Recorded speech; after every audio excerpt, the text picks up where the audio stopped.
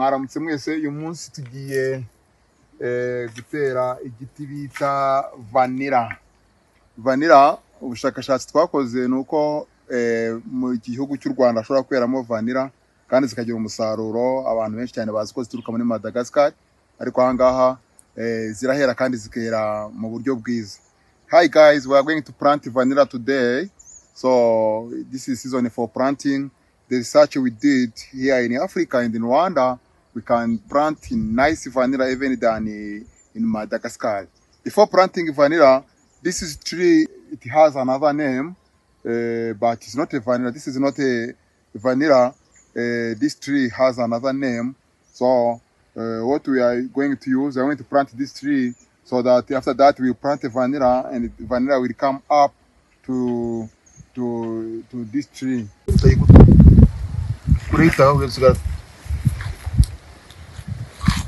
You are now taking out of soil from where this vanilla was.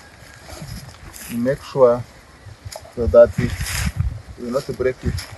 Ubikora gace kubera ko ushobora kuyigutura. Muzesa nkaho garara hepfo nkwereka.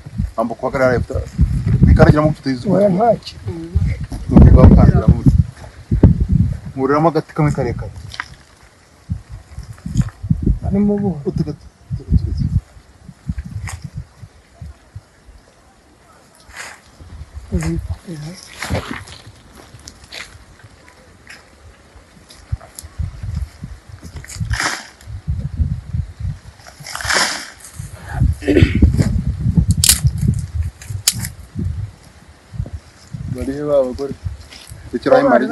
Yeah, now you make hole like this.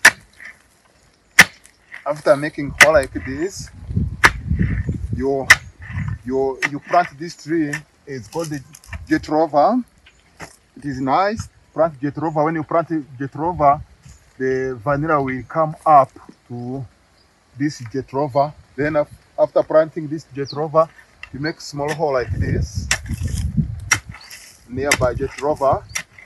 Ikitwa kita jetrova iyo tera vanilla uragicukurira ukagiteramo hasi, warangiza ugacukura mu ruhande rwa jetrova, noneho ugashyiramo ifumbire compost. Noneho wamara gushyiramo ifumbire ikabira aha ngaha, umakinga sure ko ahantu uzatera vanilla igiti nigikura kizaba kizana igicucu, kuko vanilla iterwa ahantu hari igicucu kugira ngo izabe ifite karite nziza ya vanilla. Noneho imaze kwegeranya gutya ushyiramo ifumbire, wamara gushyiramo ifumbire uvanga like 1 meter and 25 centimeter. What you do, you take like this, like between 25 centimeters to 40 centimeters, and you put it like this here nearby jetrova, and you mix soil with compost. Then you put soil like this. So after that, you make smaller thing like this, and you tight it here. So the vanilla will grow up to this tree.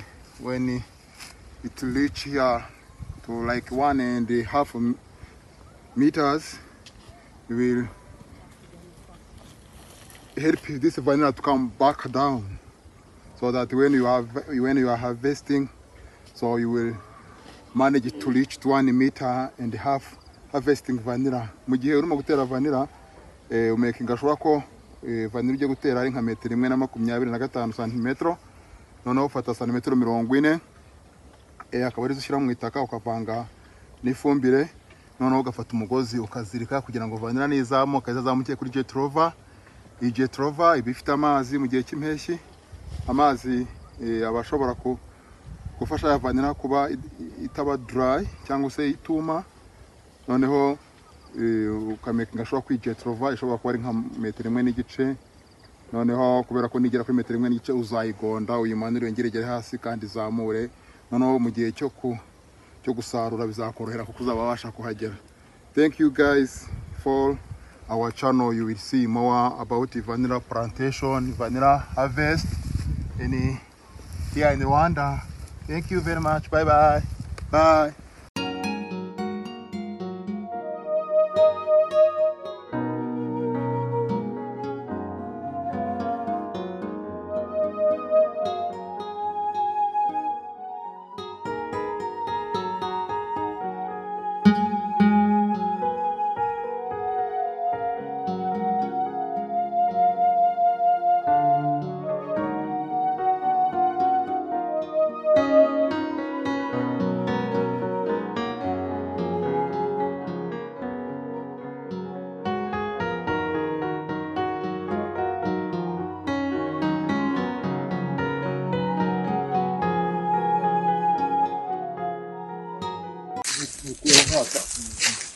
ukarima hasi ugashira kuhizo ugashiramo ukakuraho nutu kugira ngo hano hafate imizi hano hagimize hano ukayico ushira hasi mu butaka kakakembera hejuru kakakura kakaranga tekanye kwe